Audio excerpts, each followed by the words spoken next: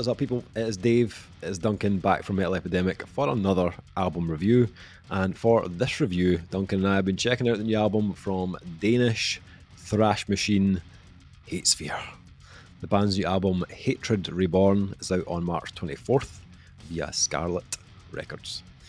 So, album number 11 from yeah, which follows up their 2018 album Reduced to Flesh.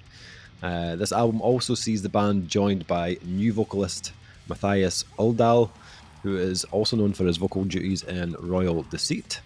The album was produced, mixed and mastered by Hugh Madsen at Reborn Studios. Yeah, it was. This is 10 tracks long officially, but it does come with 2 additional bonus tracks. So the full runtime is about 50 minutes for the 12 tracks. So, Hatesphere. So, Duncan, some might say you've got a bit of a past. We have a past with Hatesphere. Well, I would never have known about Hatesphere if it wasn't for you. Well, yeah, well, that's true. Okay, I'll And give you we've that. been listening to them now for what? At this point, almost 20 years. So the Gojira gig was 2006 that they opened for them. So yeah, it'd be about 05, 06 years yeah. now. It's about 17 years we've been with Hatesphere. I don't know what you're alluding to. So Me? Not at all. Hatesphere are a bit of an anomaly, right? In that they're a band that have had almost consistent lineup changes every second album now for the best part of over a decade. Yep. Yet they still, and a lot of it's down to Pepe who does the guitars, but like they still manage to keep a particular sound, which at times is this one more than any is probably the closest they went back to kind of Sickness Within era, kind of Hatesphere. We'll talk about the vocals and how the vocalist sounds very similar to a friend of ours. But yeah, like many moons ago, Dave's joking around. Many moons ago, a friend of ours that now does a lot of recording. We talk about him quite a bit. We love you, Jakob. Left the band, and I may have auditioned and travelled across to Aarhus. I believe, Pepe will correct us here if he's checking this out, I believe their practice studio is right next door to Ant Farm, so I might be wrong about that, so I might have been like within spitting distance of Hugh Madsen. I'm sure that's where they, like, I might be completely wrong, but I think I'm right. I think I'm right. But yeah, I travelled over to Aarhus, spent a couple hours with the guys, jammed out some songs. Easily one of the best experiences I've ever had in my entire life. As you can tell by where I'm sitting right now, didn't get the job. Not bitter about it at all. Will not affect my grade. So when he gets his revenge. Will not affect my grade at all. Will not. But I love a bit of Hatesphere. Hatesphere are one of those bands where it's a variation on a theme, but before you hit play, you kind of know what you're going to get. And it depends. And I'll be honest, there are albums that haven't resonated as well with me in the last decade and a bit. Yeah. Some have hit the mark a bit better than others. Yeah. I wasn't huge on the last album, if I'm honest. I thought it was good, but I thought it was relatively unmemorable. Yeah. But I still, on regular occasion, will go back to the Jakob era, Hatesphere. I'll spin Valley of the Brute. I'll spin Sickness Within. You know, I will spin those albums. Yeah. And I get back to my happy place. I think at one time we joked that they were like the Danish Slayer if Slayer had never written a new metal album or any of the other stuff they did. And listening to this, it's still kind of there. You know what I mean? That's the bit that I smiled about the most is that, like, these guys just know how to write a fucking thrash album. It was nothing. So yeah, you could see I have. So have you though. I mean, that's the thing. Like, we still we'll drive out to like a gig or whatever like that, and you'll still occasionally throw on a bit of Hatesphere every now and again, which is kind of fucking amazing. So yeah, I mean, I got in the band probably 05, 06, around the Sickness Within. We saw them, as I said, with Gojira in 06. And they were fucking incredible. They were only Scottish date, I believe. They've never played Scotland since, which is fucking criminal. Yeah. Hatesphere. There. Hatesphere. It's criminal. Yeah, and I was pretty much all in at that point. I loved like that first era of the band was just incredible. Like I was following their kind of every move. I was the same as you. I think from about to the nines, I think probably onwards, I felt like it became a little bit hit and miss. It was almost a revolving door as well. The musicians changed relatively regularly. Changes, So I think obviously they had the vocalist changed a couple of times, the drummer changed, the bassist, I think one of the guitarists changed as well. So like there were changes within the band, and I think you could hear the effects of that kind of trickling down into the albums. I know, as you said, the main songwriter is still Pepe, you know what I mean? Yeah. But one person doesn't make a band. No. The other members, I'm sure, were feeding into the songwriting process at times too. Now, there were albums of theirs that I liked from the last 10 years. I've had a couple of bangers. I liked Murder Lust from 2013. It was really good. The last album, I'm the same as yourself. I thought it had some good moments, but I think there was maybe just a little bit of a kind of consistency issue for me on the last one, and that happened on a couple of their previous albums. This album, though, let's get into this. What were your thoughts on this new album? What did you think? I'll put my cards on the table. I think this is pretty fucking rad, right? Okay. So, because those complaints that I had about the previous album not being memorable have almost been addressed on this one. It's a highly memorable album. Yeah. So it shows a bit of. It has a real call to the 90s that I kind of love about it, like 90s thrash. It opens with Awakening, which is pretty much an acoustic guitar. Well, it's not acoustic guitar, but it's clean guitar, kind of driven melody and all the rest, kind of uplifting. And then kicks into Hatred Reborn, title track, which is a fine track. But it kind of feels like if you were on a roller coaster, right? And the kind of start of it is the Awakening. Hatred Reborn is starting to go up to the first dip, and then Cutthroat kicks in, which is the first single. Hatred Reborn is everything that you expect from Hatesphere, right? I'd like right down to it. It's like rapid fucking thrash drumming. As a kind of doesn't have like a thrash riff per se. It's kind of like almost like a triple pick, like that. But there's a really fucking cool fast drum beat underneath it. And this is like when the vocals hit in, and the first thing I thought is Mini Jakob, and I was like, fucking, I thought like, I am borderline obsessed with Jakob Bredel's vocals from the early Hatesphere albums, because he has a range which like does not befit a man his size. Like it hits those really high, kind of almost tonal screamy things, but has like this guttural growl and a really cool mid-range. Their new vocalist can do all that, but he's got an extra weapon in the arsenal, and that is specifically tonal screaming, which is fucking bitching on this, right? That like it's such a like, it doesn't surprise me he's in another band, because he sounds super fucking confident, like you know, I've got this, guys, just like, where's the mic, you know, that sort of thing. So like the first track kicked in, and Stu Madsen, fair play to the guy. There's tons that this guy can actually record shit. Who would have ever known? But he's managed to capture a kind of, once again, a kind of raw 90s vibe here. This is not overproduced at all. Not that he's guilty for that, but if you look at the length and breadth of bands he's produced, he's done everything from the really like supremely technical to like the blistering other side of things. And he's got like, it's almost as if he's got the Hatesphere like all the presets saved, like cue Hatesphere sound, and it just works. So Hatred Reborn kind of is a great introduction to the new lineup. Cutthroat, though, is where things like level up. What a fucking track, man! What a fucking track! It's blistering. Like you cannot fucking not headbang when listening to this song. I was just so fucking happy. I was just so happy. So it's one of the lead singles. We'd already talked about it before. I absolutely loved this one, and it gave me hope. It gave me hope that we were going to get kind of great things here. Dude, this album just like right left you, because we jump into Gravedigger. Gravedigger is fucking savage. Like it's like absolutely amazing. Like just a really catchy fucking angry chorus. And another one that just hits you with like just blistering speed. Like just like nothing. I love those kind of just fucking rapid drumming as if it was nothing. And 11 albums in, these guys still have riffs for days. I know. like at times you get almost kind of better written Slayer solos. No offense to the Slayer, I love a Slayer solo, but they're more for atmosphere and filling space than they are for being memorable. But it's kind of more on that. There's a couple of solos in here that are edging on the Pantera. Like specifically, I think it's on 918. Like there's he hits a couple of notes and I'm like, oh fucking Dimebag Darrell, just like shivers.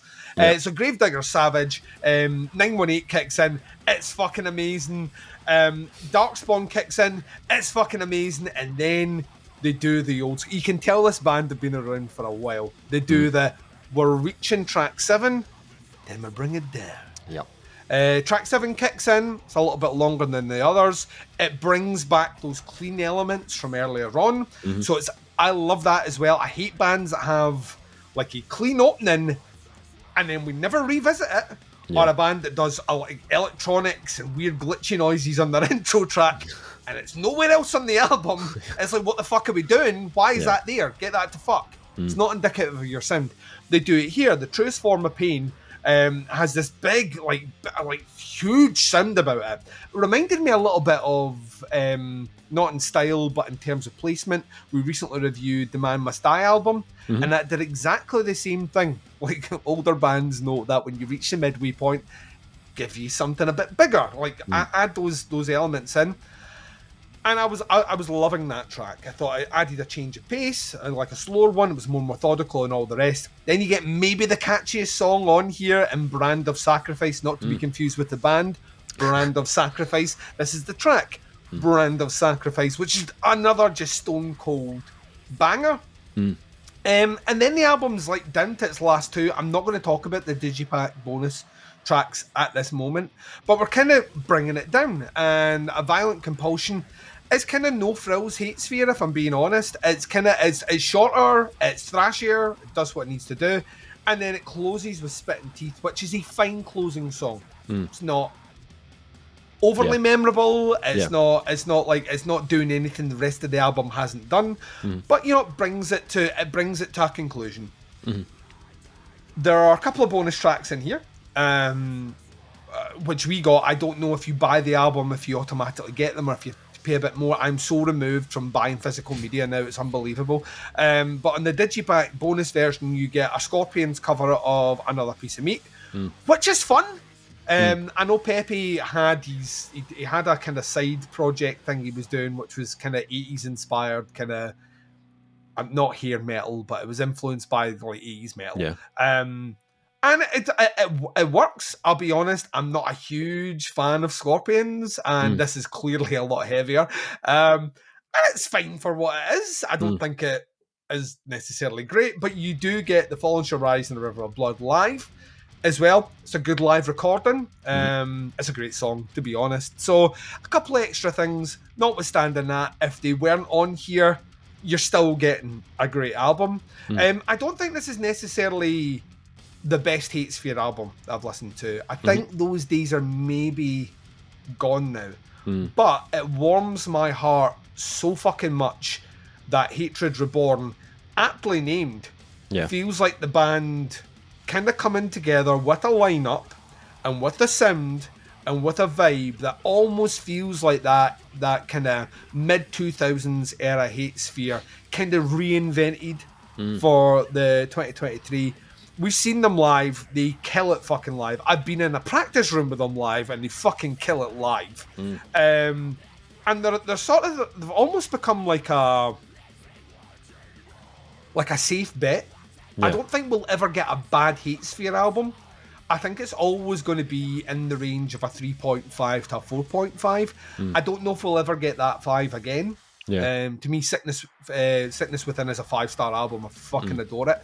Don't know if we'll ever get there, but I mean, if the worst thing I can throw at this band is it isn't the best album they've ever written, but it's fucking bitching, I don't think that's a bad thing. I think the lineup they have now and the sound that they have now is the most exciting lineup they've had in over a decade. I would like to see them do more with this. I think their vocalist is fucking great. And the very last thing I would say is, like we mentioned, that Stu Madsen is like a a savant. He really is. He manages to just be one of the most reliable, dependable producers of like the last 25, 30 years. And he shows it here as well. The production on it is great. It really does just, everything is crystal fucking clear. And yeah, so I'm super excited because there's a degree of bias. I know some of the guys in the band, and you know, I've been a fan for many, many years, but no one was rooting for this one to be as good as it was more than I. I genuinely, every time the A&Ms are doing something else, I'm excited to hear it. And this one lived up to the excitement quite a bit for me. So I'm interested with you, Dave, because like you say, you are in, out, but you know the same people I know with this particularly former vocalist, and you've been following them right through. This is not a band that either one of us have dropped off the radar with. We have listened to everything this band has ever put out. So where does Hatred Reborn stack up for you? Yeah, I think my excitement was higher on this one. The previous Is that album, from the single or from the singer?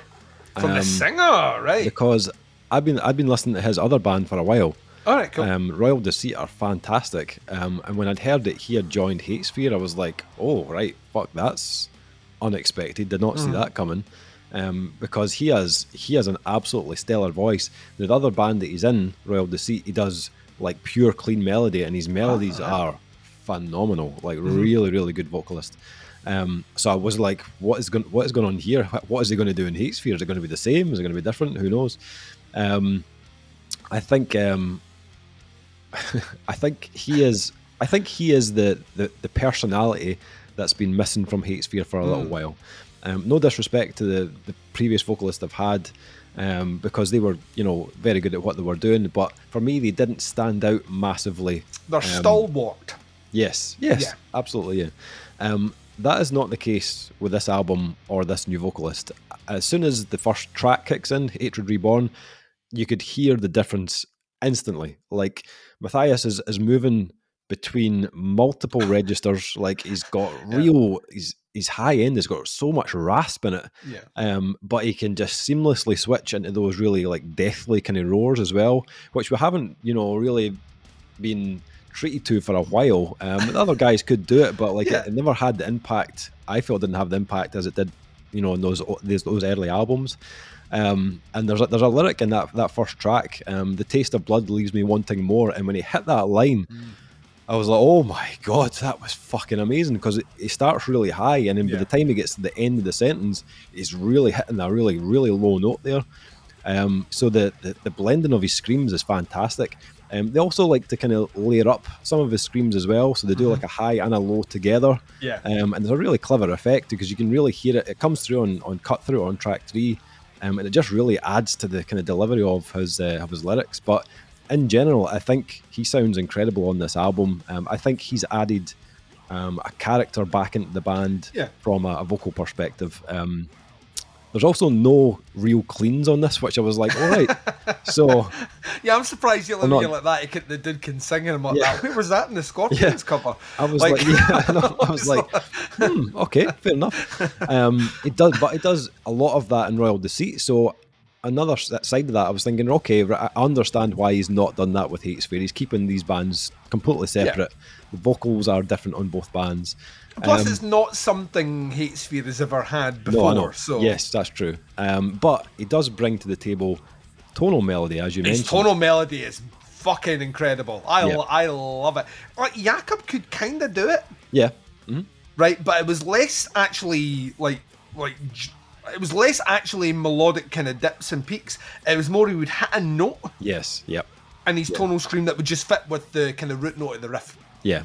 Yeah, absolutely. So yeah, although there's no cleans, the tonal stuff he does on like tracks like 918 or Brand of Sacrifice, really, really good. So not and totally different to Royal Deceit as well. I totally agree with you. I think musically, this feels like a bit of a nod to the older Hatesphere material. There's definitely that kind of early 2000s Hatesphere vibes going on in this. The grooves are here for sure, but it is mixed with like some kind of faster, more punchy stuff that they've been doing on like the newer albums like New Hell or Reduced to Flesh. But what I like about this over those albums is the memorability of this album. Yeah. I think this one just sticks way more. And not just from a vocal point of view, even though I do think lyrically Matthias has a better way of kind of getting into your head with his lyrics. But guitar-wise, I think the ideas and the riffs on this do penetrate a bit more. There's a lot of the classic Hatesphere kind of traits, but I agree with you. There was lots of Pantera on this. Like, yeah, and I caught it straight away on Cutthroat track 3. There's a few little licks on that track were very, very Dimebag. But then there are moments where they go in a kind of opposite direction, and you get something a bit heavier and darker, like on Dark Spawn. I think for the most part, I think this album keeps you completely on board. Like, there's enough like moments on this that will keep you engaged, whether in the form of a really like cool groove or a catchy chorus from Matthias.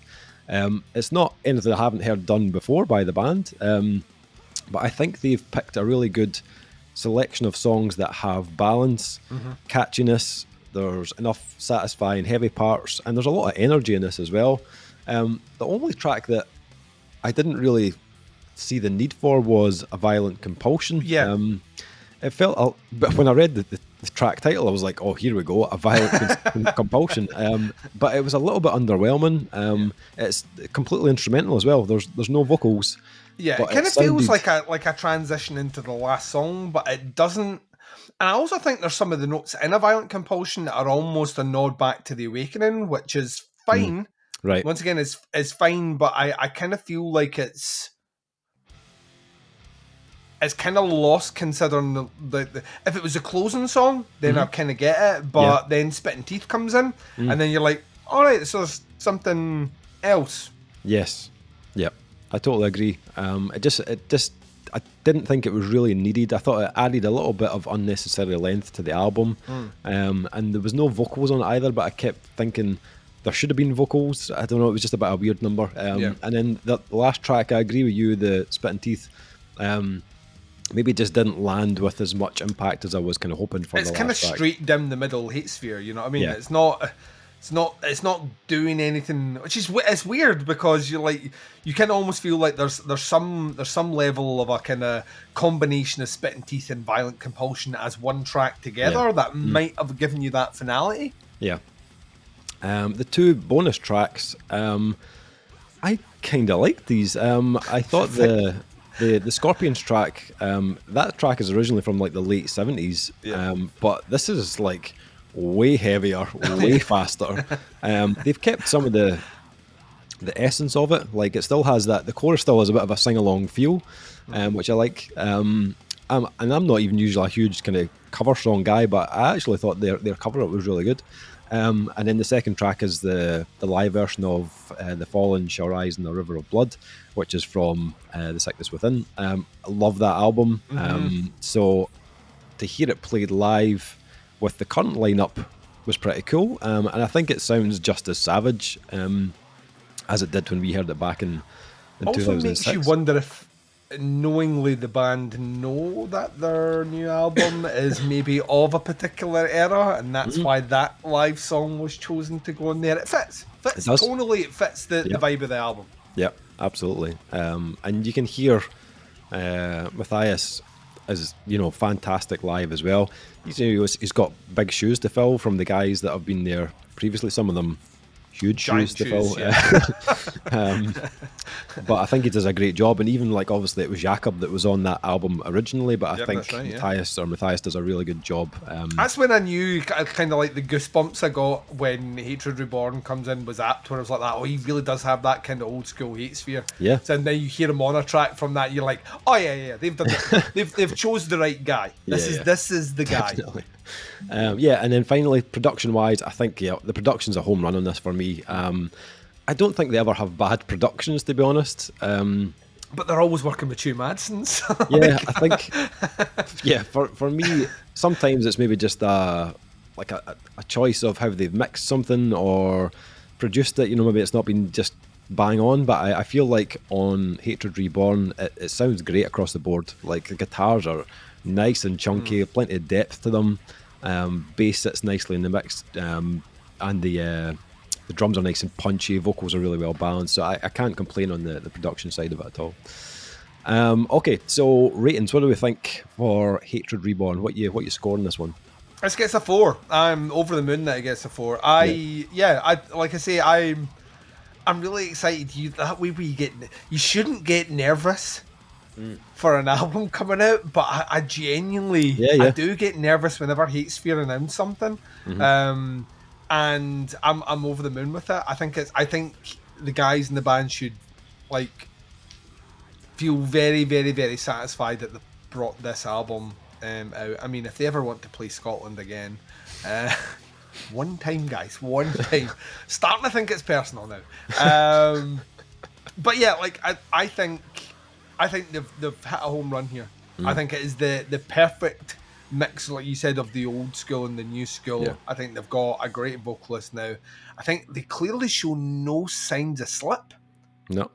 And you always get the feeling with them when you listen to them that like they could probably release a double album. Like it always kind of feels like there's plenty left in the tank, and that's exciting. I think for old school Hatesphere fans, you're gonna love it. For new school Hatesphere fans, you're gonna love it. This is your first time listening to Hatesphere. You like just like fucking like balls to the wall kind of modern thrash metal. Hatesphere's your band, man. It really, really is. So 4 out of 5 from me. Nice. Yeah, I totally agree. I think this is a 4 out of 5 as well. I think this is their best for a while. I think it has some of that kind of early nostalgia. It's got great grooves, plenty of variance and tempo and rhythm, and vocally for me, they found the man for the job. I think he sounds fantastic on this. Is it better than my favourite Hatesphere albums? No, but I've been listening to those albums for, as you said, almost like 20 years. Yeah.